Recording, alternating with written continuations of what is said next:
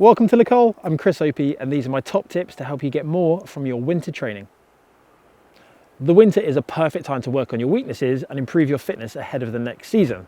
But it's easy to get carried away or ease up and not do enough. Following these top tips will help you get more from your training.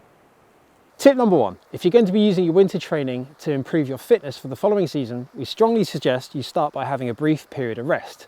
How long you need to take off will depend exactly on how much exercise you've done throughout the current season. That could be 1, 2, or maybe even 3 weeks of enforced rest. It doesn't matter how much you love riding your bike, the best way to start your winter training and to get the most out of it is to start fresh.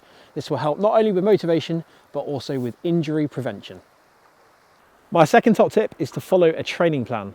There is no better way to build your fitness than to work away at it consistently, and the best way to do this is to follow a structured training program. We have lots of these available on the Nicole Cycling Club. If you haven't already downloaded them or checked them out, I suggest you do so now.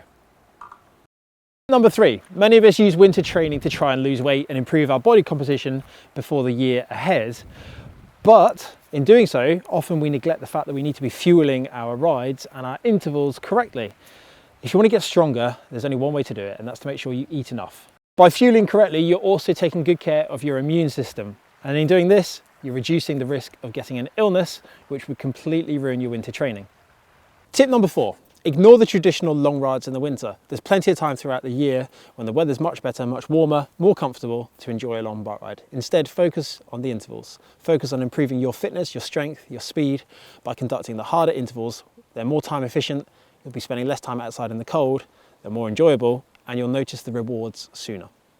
My final tip is simply consistency. There is no good in having one really good week every month, followed by 3 average or bad weeks.